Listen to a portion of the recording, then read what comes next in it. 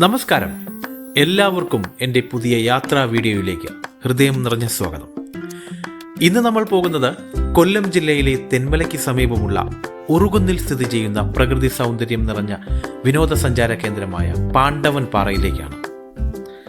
മഹാഭാരതത്തിലെ പാണ്ഡവരുമായി ബന്ധപ്പെട്ട ഐതിഹ്യങ്ങളുടെ പേരിലാണ് ഈ സ്ഥലത്തിന് പാണ്ഡവൻ പാറ എന്ന പേര് ലഭിച്ചത്. പ്രകൃതിയുടെ മനോഹാരിതയും പുരാണ കഥകളുടെ ഓർമ്മകളും ഒരുമിച്ച് അനുഭവിക്കാൻ കഴിയുന്ന ഒരു പ്രത്യേക സ്ഥലമാണിത്. കുന്നിന്റെ മുകളിൽ സ്ഥിതി ചെയ്യുന്ന ശിവപാർവതി ക്ഷേത്രം ഈ പ്രദേശത്തിന് ആത്മീയമായ ഒരു ഭാവം പകരുന്നു. മുകളിലേക്ക് കയറുമ്പോൾ തെന്മലയുടെ പച്ചപ്പാർന്ന കുന്നുകളും വനപ്രദേശങ്ങളും കല്ലട ഡാമും അതിന് പിന്നാലെ ശാന്തമായ ജലാശയവും കണ്ണിനു മുന്നിൽ മനോഹരമായി വിരിയുന്നു. പ്രകൃതിയെ സ്നേഹിക്കുന്നവർക്കും ഫോട്ടോഗ്രാഫി ഇഷ്ടപ്പെടുന്നവർക്കും ശാന്തത തേടുന്നവർക്കും പാണ്ഡവൻ പാറ ഒരു മികച്ച ലക്ഷ്യസ്ഥാനമാണ്. അപ്പോൾ വരൂ, ഈ മനോഹരമായ യാത്ര ഒരുമിച്ച് ആസ്വദിക്കാം. ഐതിഹ്യം എന്ന് പറയുന്നത് വെച്ചാൽ പണ്ട് യുദ്ധസമയങ്ങളിൽ പഞ്ചപാണ്ഡവര് യുദ്ധസമയത്ത് ഒളിച്ചിരുന്ന സ്ഥലം എന്നാണ് ഇതിനെ അറിയപ്പെടുന്നത്. അതോടൊപ്പം തന്നെ അന്ന് അർജുനൻ തപസ് ചെയ്ത് വരം ഇത് മേടിക്കുമായിരുന്നു. അപ്പം അങ്ങനെ അർജുനൻ തപസ് ചെയ്ത് ശിവപാർവതിമാരെ പ്രത്യക്ഷപ്പെടുത്തിയ സ്ഥലം എന്ന് തന്നെ അറിയപ്പെടുന്നുണ്ട്. അപ്പോൾ അങ്ങനെ അതേപോലെ നമ്മുടെ തൃശ്ശൂലത്തിൻ്റെ ബാക്കിലായിട്ട് ഒരു കാൽപാദമുണ്ട്. അതേപോലെ തന്നെ അവർ ഒളിച്ചിരുന്ന ഒരുപാട് ഗുഹകൾ ഇവിടെ ഉണ്ട്. അതിനോടൊപ്പം തന്നെ പണ്ട് ഇവിടെ 2 വണ്ടുണ്ടായിരുന്നു. ഒരുപാട് ന്യൂസ് ചാനലും കാര്യങ്ങളൊക്കെ എടുത്തുള്ളത് വലിയ 2 വണ്ടുണ്ടായിരുന്നു. അപ്പോൾ ഇവിടെ നേരത്തെ നിന്ന് ശാന്തി വിളിക്കുന്ന സമയത്ത് ഈ വണ്ട് വരുമായിരുന്നു. ഇപ്പോൾ ഈ പരുന്തിൻ്റെ കാര്യങ്ങളുടെയും ശല്യം കാരണമാണ് ഇപ്പോൾ അങ്ങനെ വരാത്തത്. അതോടൊപ്പം തന്നെ ഇത് കൂടുതലും ടൂറിസ്റ്റുകാർ വരുന്നൊരു ഏരിയയാണിത്. തടനിരപ്പിന് 1500 അടി ഹൈറ്റ് വരുന്നുണ്ട്. 36 ഏക്കറോളം പാറ. ഈ പാറയുടെ ഉള്ളിൽ തന്നെ നമുക്കൊരു ക്രിസ്ത്യൻ പള്ളി, തൊട്ടടുത്തായിട്ട് ക്രിസ്ത്യൻ പള്ളി വരുന്നുണ്ട്. അതിനോടൊപ്പം തന്നെ നമുക്ക് ഇവിടെ അടുത്തൊരു ഒരുപാട് കോട ഇറങ്ങുന്നൊരു സ്ഥലമാണ്. നമുക്ക് മഴയൊക്കെ പെയ്ത് കഴിയാൻ നേരത്ത് ഒരുപാട് കോട ഇറങ്ങും. ഒരുപാട് ദൂരെ നിന്നുള്ള ഒരുപാട് ആൾക്കാരൊക്കെ ഇവിടെ വരുന്നുണ്ട്, ടൂറിസ്റ്റുകാരായിട്ട് വരുന്നുണ്ട്. പൂജകൾ എന്ന് പറയുമ്പോൾ നമുക്ക് ഇവിടെ നിത്യപൂജ വരുന്നുണ്ട്. അതേപോലെ തന്നെ ആയില്യ പൂജ, ഗണപതി പൂജ, മൃത്യുഞ്ജയ ഹോമം, അതേപോലെ നമുക്കിവിടെ ഗുരുതി കണക്കുള്ള പൂജകൾ ചെയ്യാറുണ്ട്. അപ്പൂപ്പന് മദ്യം വയ്ക്കാറുണ്ട്. ആഗ്രഹങ്ങൾ സഫലമാക്കാൻ വേണ്ടി ഒരുപാട് ആൾക്കാർ ഓരോരുത്തർക്കും ഓരോ രീതിയിലുള്ള കാര്യങ്ങൾ നമ്മൾ ചെയ്തു കൊടുക്കാറുണ്ട്. അതേപോലെ തന്നെ നമുക്ക് ഗ്രഹനില എടുത്തു കൊടുക്കും. ജ്യോതിഷപരമായിട്ടുള്ള കാര്യങ്ങൾ നോക്കുന്നുണ്ട്.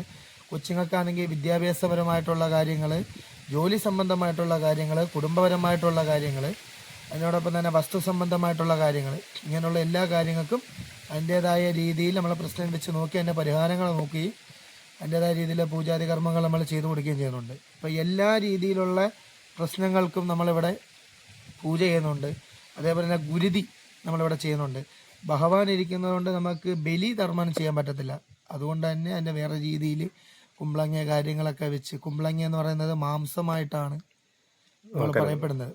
അപ്പം അതങ്ങനെ ഗുരുതി കാര്യങ്ങൾ ചെയ്യാറുണ്ട്. അപ്പം എല്ലാ രീതിയിലുള്ള കർമ്മങ്ങളും നമ്മളിവിടെ ചെയ്യാറുണ്ട്. വിശേഷ ദിവസം എന്ന് പറയുന്നത് ശിവരാത്രി. നമ്മുടെ മെയിൻ ഉത്സവം ശിവരാത്രിയാണ്. അതോടൊപ്പം തന്നെ ഇവിടെ ഈ പായസവും കാര്യങ്ങളൊക്കെ വെക്കാനായിട്ട് ആൾക്കാർ വരും. എല്ലാ ഞായറാഴ്ചയും അന്നദാനമുണ്ട്. അന്നദാനം എന്ന് വെച്ചാൽ ഓരോരുത്തർക്കുള്ള സ്പോൺസറായിട്ടാണ്. അവരെയും കൊണ്ട് പറ്റുന്ന രീതിയിൽ 250 തൊട്ട് 2500 വരെയൊക്കെ തരുന്ന ആൾക്കാരുണ്ട്. എല്ലാ ഞായറാഴ്ചയും അന്നദാനം വെച്ചാൽ കൂടുതൽ അന്നദാനം എന്ന് വെച്ചാൽ ഇവിടെ വന്ന് പ്രാർത്ഥിച്ച് അവർക്കുള്ള ആഗ്രഹം സഫലമാവുന്ന സമയത്ത് അവരെയും കൊണ്ട് കഴിയുന്ന രീതിയിൽ, അതിപ്പോൾ ഒരു 100 രൂപയാണെന്നുണ്ടെങ്കിലും കഴിയുന്ന രീതിയിൽ അവർ ചെയ്യുക എന്നാണ് ഇവിടെ നമുക്ക് മെയിനായിട്ട് കൂടുതലും. നമ്മൾ ഈ കാണുന്ന ഒട്ടുമിക്ക കൊടിമരമാണെങ്കിലും ഇതേപോലെ കാണുന്ന ഒട്ടുമിക്ക കാര്യങ്ങളും നമ്മൾ ചെയ്യുന്നത് ഓരോരുത്തർക്കുള്ള സ്പോൺസർ ചെയ്തേക്കുന്നതാണ്. അവർക്കുള്ള ആഗ്രഹം സ്ഥലമാവുമ്പോൾ അവരെയും കൊണ്ട് പറ്റുന്ന രീതിയിലുള്ള കാര്യങ്ങൾ അവർ ചെയ്യും. എല്ലാ ദിവസവും നമ്മൾ നട തുറക്കും. രാവിലെയും വൈകിട്ടും നട തുറക്കും. അതേപോലെ അർച്ചന കാര്യങ്ങളുണ്ട്, ജലധാര കാര്യങ്ങളുണ്ട്, നിത്യപൂജ നമുക്ക് ഡെയിലി ഉണ്ട്. നിത്യപൂജ അതിൻ്റെ പ്രസാദവും കാര്യങ്ങളും കൊടുക്കും. കൂടുതലും ഈ ദൂരെ നിന്നുള്ള ആൾക്കാരാണ് നമുക്ക് ഈ എത്തിപ്പെടാൻ ബുദ്ധിമുട്ടുള്ള ആൾക്കാർ നമ്മളെ വിളിച്ചിട്ട് ഇന്ന കാര്യങ്ങളാന്ന് പറയുമ്പോൾ അതിനുള്ള പരിഹാര കാര്യങ്ങൾ നമ്മൾ ചെയ്തു കൊടുക്കും. ഈ നിത്യപൂജ എന്ന് പറയുന്നത് തന്നെ കൂടുതലും ദൂരമുള്ള ആൾക്കാർ വിളിച്ചു പറഞ്ഞ് ചെയ്യിക്കുന്നതാണ്. അപ്പോൾ നമുക്ക് പ്രസാദം കൊറിയറായിട്ട് അയച്ചു കൊടുക്കുന്നുണ്ട്. പിന്നെ പായസം നമുക്ക് അടുത്തുള്ള സ്ഥലങ്ങളിലാണെങ്കിൽ നമുക്ക് കൊണ്ടു കൊടുക്കും. ദൂരെയാണെന്നുണ്ടെങ്കിൽ നമുക്ക് അതിനകത്ത് ബുദ്ധിമുട്ടുള്ളതുകൊണ്ട് ഇലപ്രസാദം മാത്രമായിട്ട് നമ്മൾ കൊറിയർ അയച്ചു കൊടുക്കും.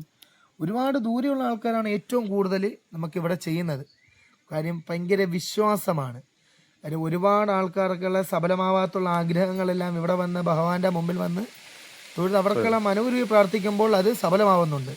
അപ്പോൾ അതിൻ്റേതായ രീതികളിലൂടെയാണ് അവരിൽ നിന്ന് പല ആൾക്കാർ പറഞ്ഞ് വരാൻ പറ്റാത്ത ആൾക്കാർ നമ്മളെ കൊണ്ട് ഫോൺ വഴി ബന്ധപ്പെട്ട് അതിൻ്റേതായ രീതിയിൽ കാര്യങ്ങൾ ചെയ്യുന്നുണ്ട്.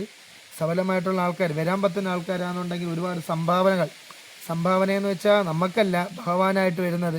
അതേപോലെ എന്തെങ്കിലും വിളക്കോ തുരുളികൾ കാര്യങ്ങൾ ഭഗവാനായിട്ട് സംബന്ധപ്പെട്ടിട്ടുള്ള ഒരുപാട് കാര്യങ്ങൾ ചെയ്യുന്നുണ്ട്. പഞ്ചഭൂത